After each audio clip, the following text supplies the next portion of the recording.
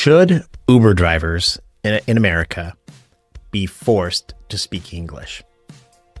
My name is Levi Spires, and this is the Tip You in the App Daily Drive podcast. In this episode, I'm going to talk about drivers speaking and not speaking English and some of my thoughts toward that. Then on top of that, after that, I'll talk about my ride where I got a little testy with some of my passengers and what happened with that. And then I will answer some driver questions, comment questions. Okay. Should Uber drivers or Lyft or whatever, rideshare drivers speak English? Well, before I answer that question, let me first, where this thing came up. Senator Tuberville proposed legislation that mandates rideshare companies and rideshare drivers speak English proficiently if they're going to have a government contract. I don't know the details of the law. I don't think it's going to become law. I don't think it's a good law. I don't support this law. I don't support it at all. So no, I don't like that. But that still doesn't change the dynamic of, I think, what's happening. I think passengers who speak English, because English is the common language of the United States, get into a car and the driver doesn't speak their language. And it creates awkward situations. It sometimes even creates unsafe situations. And it's the inability to communicate with your driver, somebody who's driving you somewhere, can be really frustrating and potentially even dangerous to some extent. And I'm not worried about the danger. Let's just talk about the awkwardness of it. So I don't think it should be a law, but that's not really, I think, the overarching question. I'm looking at you, my fellow drivers. Should you speak English? And would it benefit you if you don't speak English? Would it benefit you to speak English? And I think it would. And I was thinking to myself, though, but like, can I put myself in their situation? Let's have some empathy for the people that immigrate to the U.S. to make a better life for themselves. And English isn't their native language. And it's hard to learn a language, especially older in life. And so it's easy to speak whatever foreign tongue that you came to America with, but learning English is really difficult. So then, and honestly, I've lived in foreign countries. I lived in Japan, and I didn't learn to speak Japanese fluently. I learned a handful of phrases, but I was only there for like 4 or 5 years. And I stayed in an American base. I was in the U.S. military, so I didn't have to learn Japanese. But I'd feel awkward if I went, and I immigrated to Japan and I didn't learn the language. So should you as a driver speak English? Yes, I think you should. Shouldn't be mandated by the law, shouldn't be mandated by Uber, but I think it would behoove you. It'd make your tips increase. In fact, that's the thing that kind of got me excited about this. So I was thinking to myself, like, okay, if I immigrated to the US and English wasn't I didn't speak English, what would I do? Well, the first thing I would do is try to learn English. I would try to learn some basic phrases, obviously like, hi, my name is Levi. What is your name? So I did learn French a little bit in high school, be like, bonjour, je m'appelle Levi. Comment tu t'appelles? That's all I know from my French class. But I would try to learn some basic phrases to communicate with the passengers to make them feel a little bit more comfortable. The second thing I would do is I would get business cards printed out that say something like, my name is Levi. I don't speak English. I know some phrases, but I want to get you to your destination safely. Flip over the card, and on the back, it's my story. Why did I come to America? But because this is what happens, I think. And I've been in Ubers where the driver doesn't speak English. And it's like, now there's like a wall between us. And I'm not saying every driver-passenger situation has to become best friends or something. But it's almost like they're standoffish. I don't want to get to know you. I'm not going to talk to you. And the drivers almost ignore you in the backseat. It's a very awkward situation, especially if you want to make a change to the trip or you want to communicate with them. But if the driver handed me a card that says, "Hey, my name is Levi. I don't speak English, but I still want to get you to your destination safely." And on the backside of the card is something like, "I came to America to make a better life for my family," or whatever. Okay, awesome. Now it's like there's a connection. And we don't have to talk the rest of the ride, but it's like, now I understand what's going on. And that's a good thing. I think that's what I would do. The other thing, and the thing that I do right now to this day, is I use ChatGPT and Grok to communicate with passengers that don't speak English. See, it's not just a one-way street. It's sometimes, in fact, a lot of the times I get passengers in my car that don't speak English. They speak German or Chinese or Korean or something else. And I use, now I have a Tesla, and my Tesla has Grok installed into the interface of the car. And I just open up Grok and I say, and you can tell a little bit sometimes by the dialect. I'll ask my passenger, "You speak German? Sprechen Sie Deutsch?" or something. And they go, I think it's yes. I don't know how to say yes in German, but they say yes. And then so I go, I open up Grok and I say, "Grok, my name's Levi. I'm an Uber driver. Please introduce me to my passengers who are Germans." And because Grok and ChatGPT have a history of me or whatever, they know a little bit about my story. It then says in German to my passengers. And then I tell my passengers, if you need anything, you can tell me in German and I'll use Grok as a translator. So I'm making an effort. And I think that's what it comes down to, ultimately. Does it have to be a law? I hate when there's laws like this. I really do. And I understand where it's coming from because there's frustrations, but I don't think we need to have laws sometimes to handle frustrations.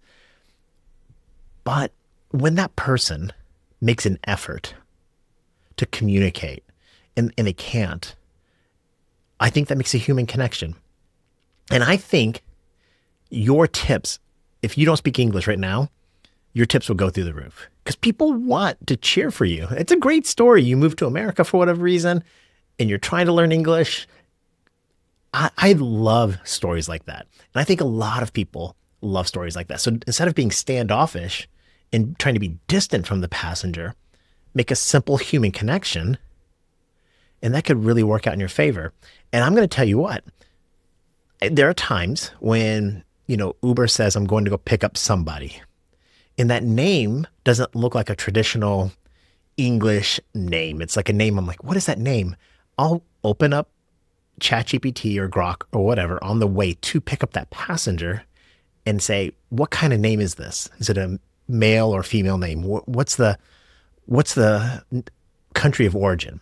And I remember like one time I had this one woman, I can't remember how to pronounce her name, but it was clearly a Greek name according to ChatGPT. So when the passenger got into my car, I had been practicing, "Hi, my name is Levi. Welcome to my Uber," in Greek. And I can't say it now, but she was blown away. She's like, "Oh, you know Greek?" And I'm like, "Well, that's all I know." And then I said, "But I have a translator," but she spoke English. But it was just me making an attempt. I think that's all that really matters. Because let's be honest, you don't really need to talk a lot with your passenger. I probably get away with not talking to almost any of my passengers. But we are humans in a closed, confined environment for a journey, whether it be 5 minutes or 1 hour or whatever it is. And it's better to connect, even just a couple of quick sentences to make sure me and the passenger or me and the driver, whoever, we're on the same page. That's it. That's it. Not being able to communicate can be really frustrating for both people, I would imagine. So yeah, if I was a driver and I didn't speak English, I would try my best to learn 10, 20 phrases that really help me. I would then print out business cards telling my passengers I'm trying to learn English, but here's where I'm from, here's my native language, and that my ultimate goal is to transport them safely to their destination. And then I would use tools like artificial intelligence, ChatGPT, Grok, or whatever, to try to translate when I need to communicate with them. And I think that would endear you to your passengers. I think it would build rapport, and it would definitely increase your tips. Let me know what you think. Okay, my ride where I got testy, I think it's the right way to say it, with one of my passengers. I'm not going to pull up the video here because it's kind of embarrassing, but it happens a lot. Passengers get in my car, my Tesla, and they'll say something like, what this passenger said was, please tell me you bought this car before Elon became a psycho. And maybe it was just because it was like the 12th hour of the day. I was tired.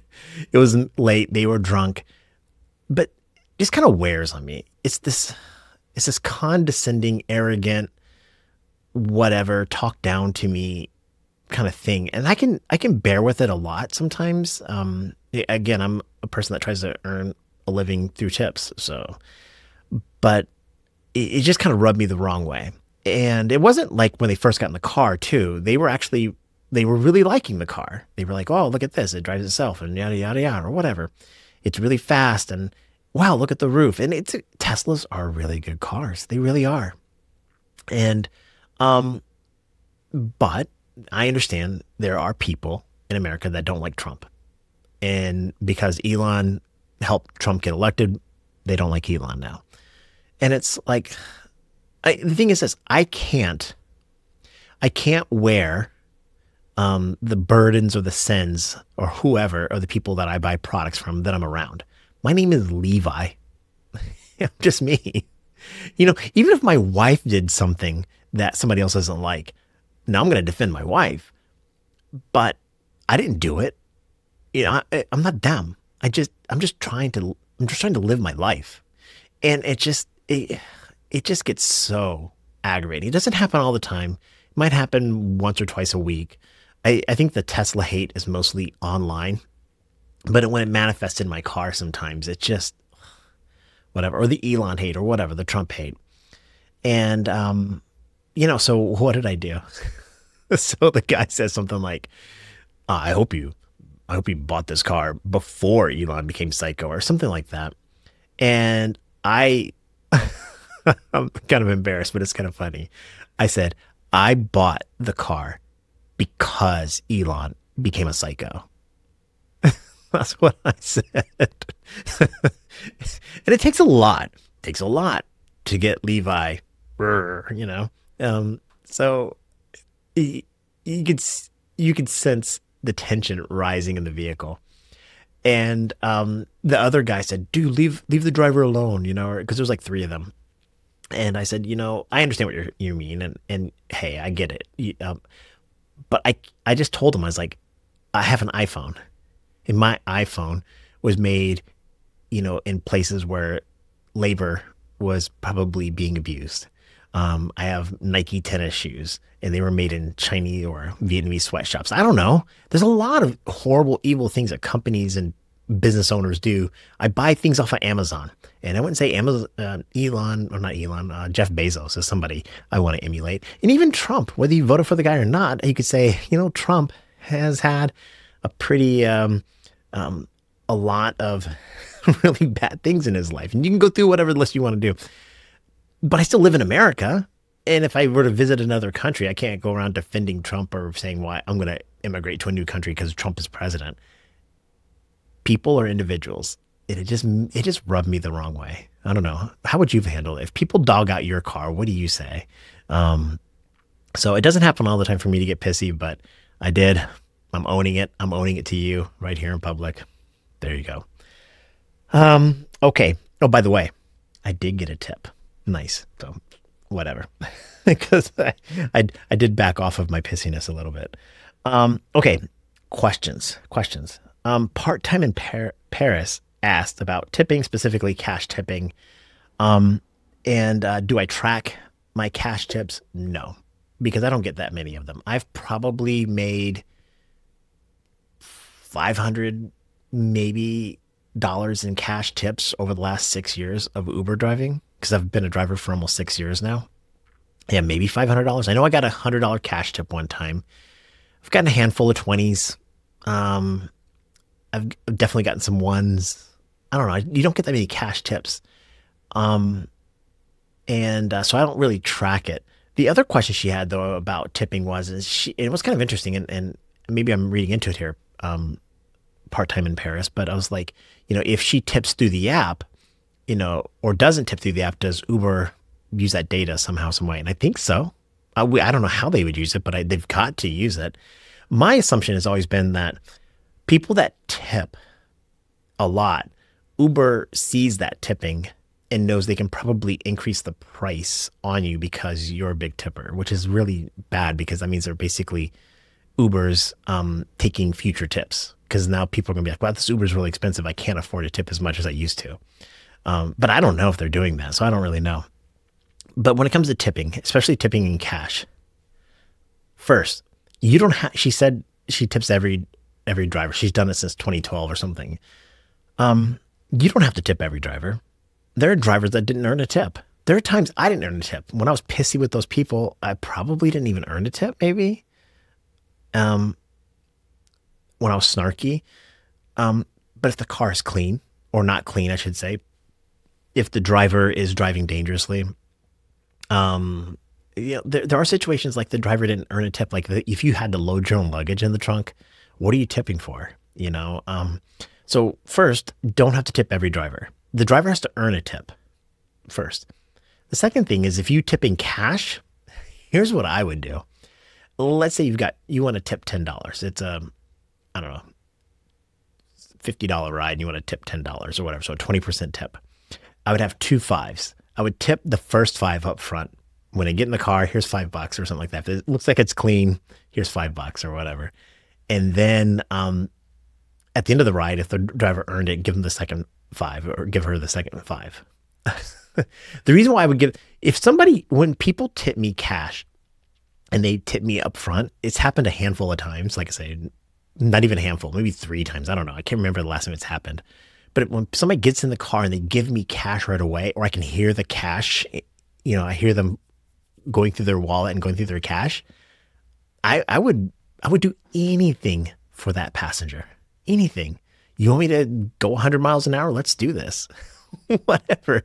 Because I work for tips. And the whole brand of this podcast is called Tip You in the App. And where it stems from, the idea is that passengers ask for favors and they say they're going to tip me, and then they don't. But they get out of the car and there's no way for me to get the tip. So it's kind of like, but pre-tipping, handing me the money, hey, here's $5. Can I stop? Yeah, I'll stop for an hour. Even though I'd lose money, it's just a show of respect. So the pre-tip when you ask for something, that's gold. But maybe withhold just a little bit, just in case, and then tip the next 5 at the end of the ride. I don't know if that makes any sense, but that's the way I feel about it. Randy asked, how did I make $800 in one day? Well, with luck. It was Halloween. There was like this one $30 surge for about a 4-hour time period. It just didn't go away. So I took the shortest rides possible and kept going back to that $30 surge, getting it and taking another short ride and doing another short ride and another short ride. It was Halloween. It was one time. Most of the time now, I'm making between $250 to $350 a day if I work a 10, 12-hour day. Just that one day, Halloween, just happened to be a good opportunity. And what's the lesson there? There are times, I think like the next one is like that Wednesday before Thanksgiving. People that come home, fly home to visit their parents, don't have cars. They go out to meet with their friends. They get drunk on that Wednesday night, and they know they're going to sleep in on Thursday. That's a good day to go Uber drive. So go drive on good days and good times to make more money. That's how I made $800. I just kind of planned it all out. I knew it was Halloween. I knew what I was going to do. The fact that it was 800 versus 500 is just sheer luck. That's how I ended up. Also, man asked about my Tim Hortons coffee. It was not Tim Hortons. I drink Panera coffee. It's not that good. It's just coffee.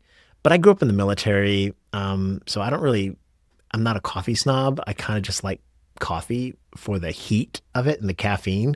I don't put sugar or cream in my coffee. I just drink it black. Why Panera, not Tim Hortons? because I have a Panera subscription. So I go to Panera 1, 2, 3 times a day when I'm Uber driving, and I get soda, water, coffee, and I pay $16 a month for the Panera unlimited all you can drink subscription. So I get a lot of Panera, and all the Paneras that I go to are right next to superchargers. So that makes it pretty cool. So I can go charge my car for 10, 15, 20 minutes, go get a cup of coffee, use the restroom, sometimes get a cookie, maybe 2, and then hit the road. Wow, there you go. That's it. I hope that was a good podcast. That was really fun to talk about. What would I do if I didn't speak English? You can see my mind wraps around the idea of earning tips, being in the service business. That's what I really care about. My name is Levi Spires. I am an Uber driver. Thank you so much for watching. To my fellow drivers out there, I want you to know that I want you to be safe. I want you to be healthy. I want you to be happy. I want you to make as much money as possible, but I want you to mostly know that I am cheering for you. Be well. Bye.